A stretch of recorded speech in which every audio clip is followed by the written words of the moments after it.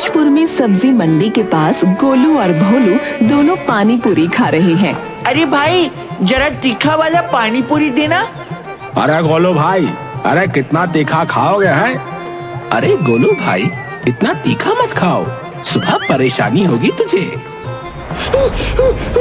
अरे भाई, जल्दी से पापड़ी खिला दो, बहुत तीखा लग रहा है। अरे का भैया, है पापड़ी तो खिला दूंगा, जरा एक पानी पूरी और खा लो, तीखा वाला बनाया है मजेदार। हाँ, तुम्हें मजाक लग रहा है? मम्मी कसम बहुत तीखा लग रहा है, जल्दी से दो। अच्छा भाई, बहुत हो गया, मेरे दोस्त को जल्दी से पापड़ी खिला दो।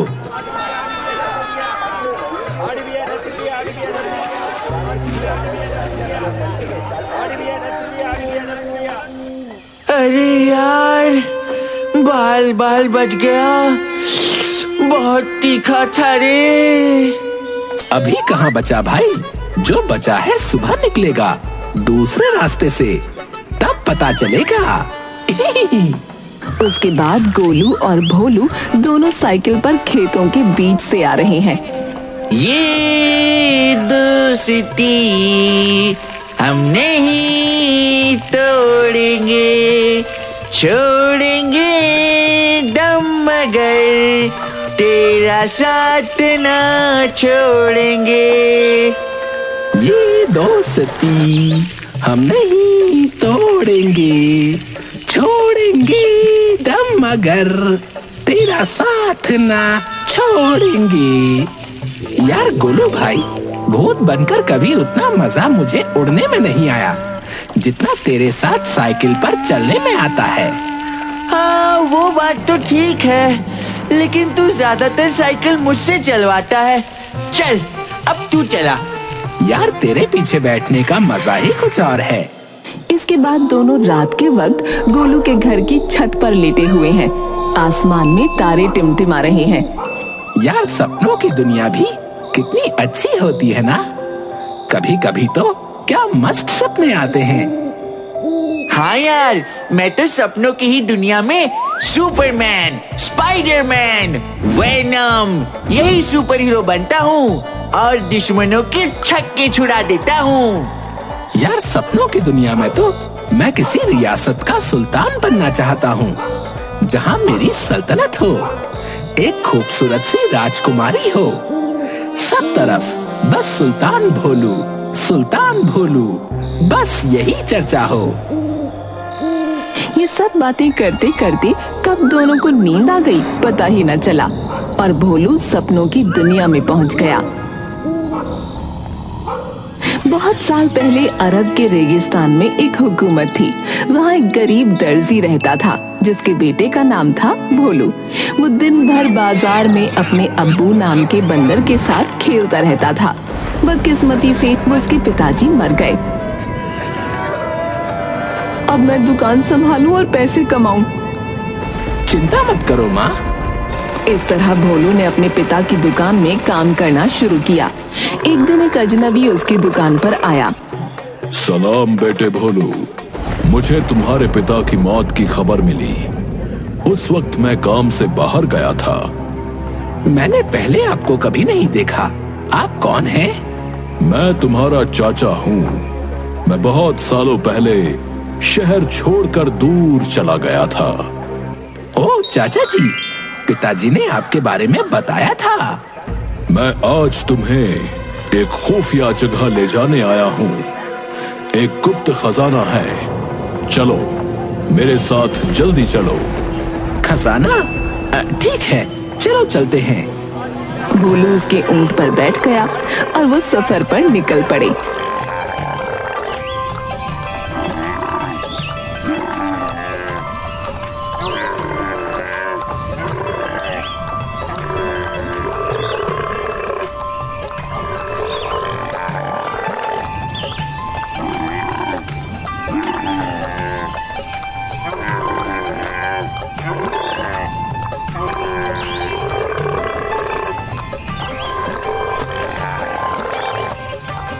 उन्होंने रेगिस्तान में 4 दिन सफर किया। आखिरकार वो लोग 2 पहाड़ों के बीच से गुजरने वाली घाटी में पहुंच गए। आग जलाने के लिए कुछ लकड़ियां लेकर आओ। आग जलते ही उस जादूगर ने आग में कुछ फेंका और तेजी से जादुई मंत्र पढ़ने लगा।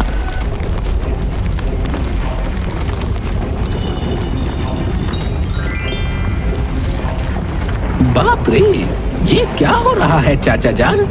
मुझे डर लग रहा है। डरो मत, जैसा मैं कहता हूँ वैसा करो। इस पत्थर के नीचे वो खजाना है जो तुम्हारा हो सकता है। अगर तुम वही करोगे जैसा मैं तुम्हें कहता हूँ। पहले ये अंगूठी पहन लो।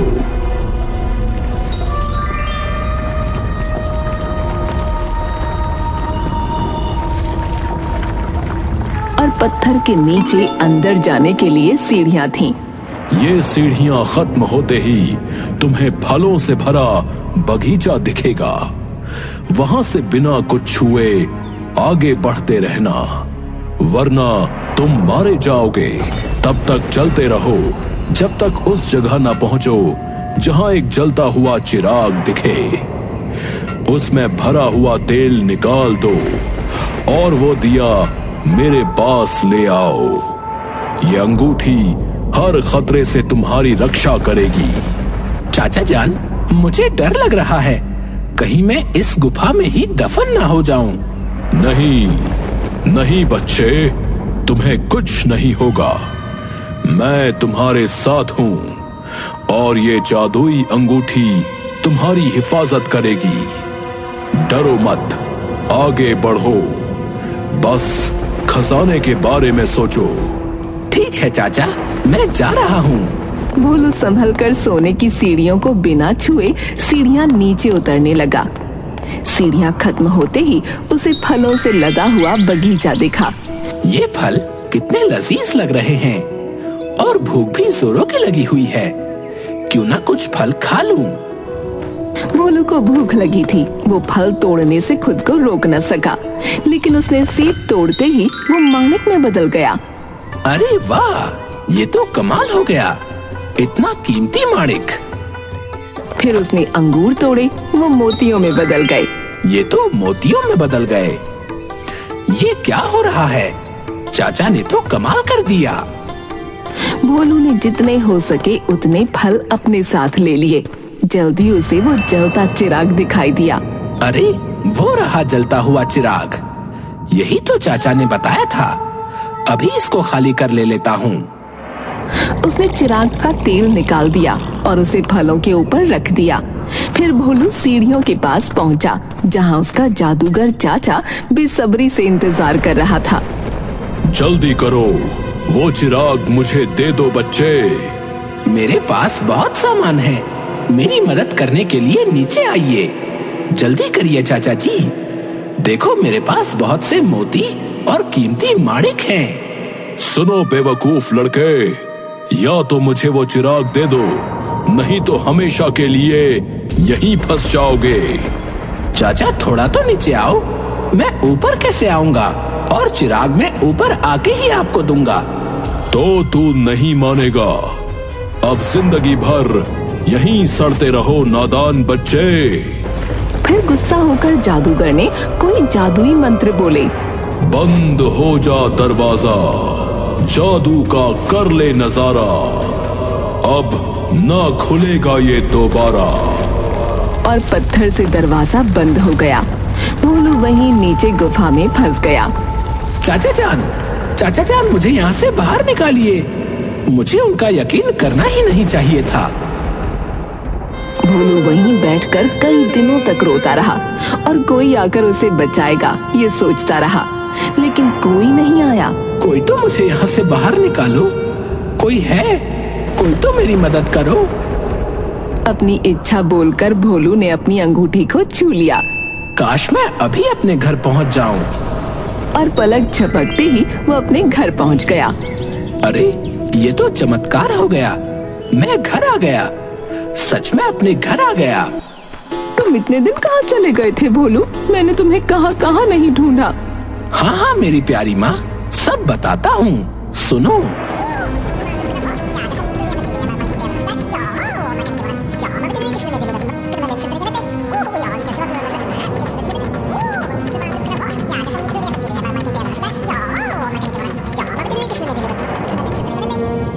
अरे बाप रे भोलू, इतना सारा कीमती खजाना, लेकिन ये चिराग तो बहुत पुराना है। उसने चिराग साफ करने के लिए घिसा और अचानक चिराग से बहुत बड़ा जिन्न बाहर आया। अरे भोलू राक्षस, हमें माफ कर दो बेटा, मेरा बेटा गलती से इसे उठा लाया, माफ कर दो हमें। कहो मोहतरमा, अपनी इच्छा बताओ, मैं तुम्हारा गुलाम, मुझसे घबराने की जरूरत नहीं है। भोलू और उसकी माँ दंग रह गए। माँ ने जिन्न को दावत देने के लिए कहा, क्योंकि उन दोनों ने काफी दिनों से कुछ नहीं खाया था। हे जादुई जिन्न, हमें तरह तरह के लजीज भोजन ला कर दो। जो हुक्म मोहतरमा, अभी लीजिए। तुरंत जिन्न ने खाने की मेज पर 12 चांदी की थालियां सजा दी। फिर एक एक थाली में एक एक लजीज पकवान परोसने लगा, जिसमें लज्जतदार खाने और मिठाइयाँ शामिल थीं। अरे माँ, देखो तो, इतना सारा भोजन, सारे गांव वालों को बुला लूं क्या? अरे पगले, पहले अपनी पेट पूजा करते हैं, जल्दी से खाना खा लेते हैं पहले, मुझसे अब रुका नहीं जा रहा। भोलू और उसकी माँ ने पेट भर कर खाना खाया। आज तो खाने में मजा आ गया माँ। हाँ बेटा, बरसों बाद ऐसा खाना नसीब हुआ है। माँ ने बाजार में थालियां बेच दी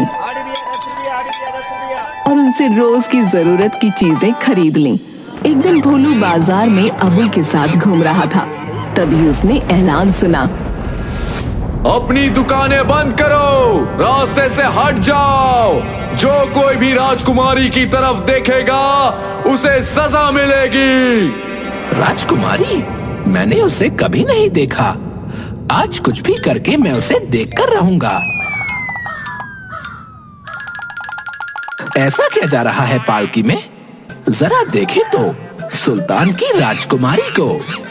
उस्ताद, ऐसा ना हो, कहीं राजकुमारी को देखना महंगा ना पड़ जाए।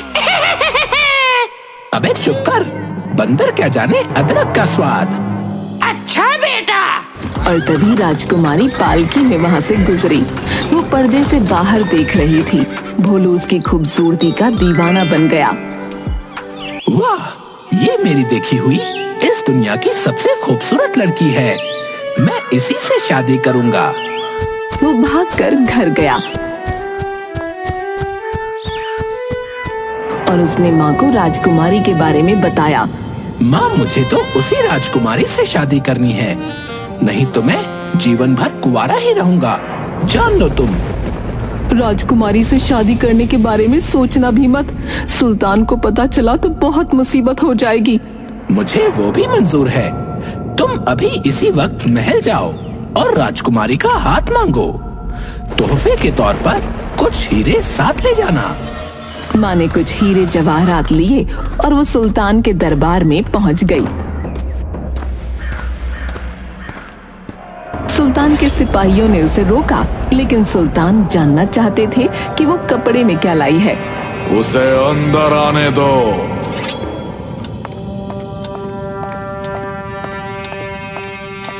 आपका बहुत बहुत शुक्रिया सुल्तान। मैं राजकुमारी के लिए अपने बेटे का रिश्ता लाई हूँ। मेरा बेटा राजकुमारी से प्यार करने लगा है। तुम्हारे बेटे जैसे गरीब इंसान के साथ शादी करना मेरी बेटी के लिए बहुत बड़ी सजा होगी। और तुम इस मामले के कपड़े में हमारे लिए क्या लाई हो? उसने वो कपड़ा खोला और फलों के आकार के वो हीरे सुल्तान को दिखाए। मैं खुश हो गया, लेकिन तुम्हारे प्रस्ताव को स्वीकार करने से पहले तुम्हारे बेटे को खुद को साबित करना होगा। उसे कहो 40 थाली भरकर यही हीरे जवाहरात लेकर आए। सबसे महंगे कपड़े पहने हुए 2 गुलाम हर एक थाली लेकर आए। जरूर सुल्तान। माँ घर आई और उसने भोलू को सुल्तान की शर्त बताई।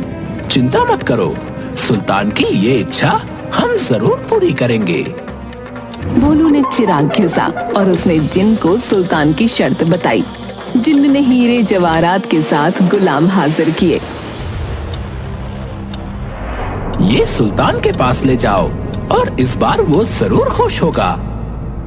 भोलू की माँ सब कुछ लेकर शाही महल में तुरंत पहुँची। तुमने मुझे फिर से खुश किया। लेकिन तुम्हारे बेटे ने मेरी बेटी के लिए आलीशान महल बनाना चाहिए। माँ ने घर आकर भोलू से सुल्तान की दूसरी शर्त बताई।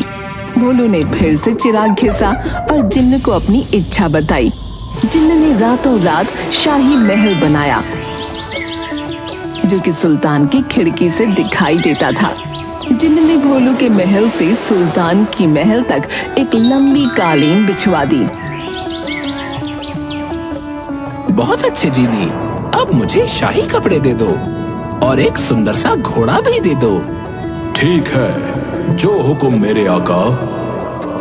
जिन्न ने भोलू को शाही कपड़े पहनाए।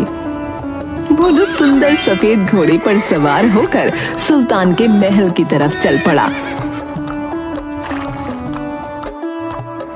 क्या बात है नौजवान, तुमने अपने आप को साबित कर दिया। अब तुम मेरी बेटी के लायक हो। तुम दोनों की शादी होगी। शादी की तैयारियां करो। हाँ सुल्तान, राजकुमारी के लिए भोलू से अच्छा वर पूरे विश्व में नहीं मिलेगा।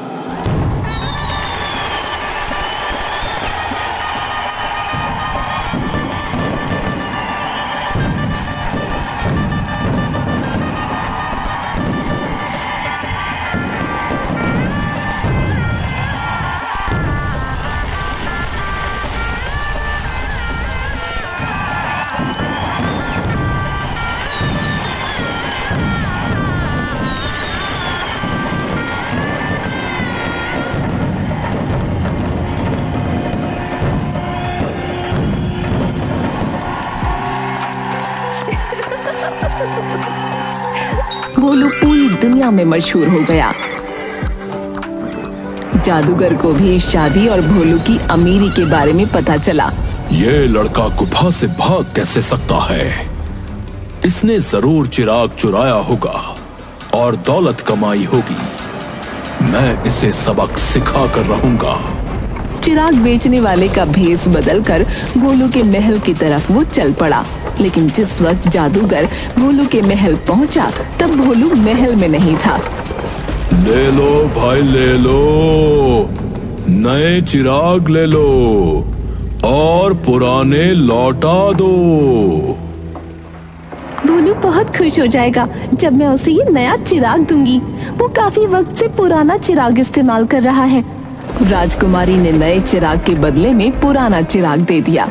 जादूगर ने तुरंत चिराग घिसा और जिन्न हाजिर हुआ।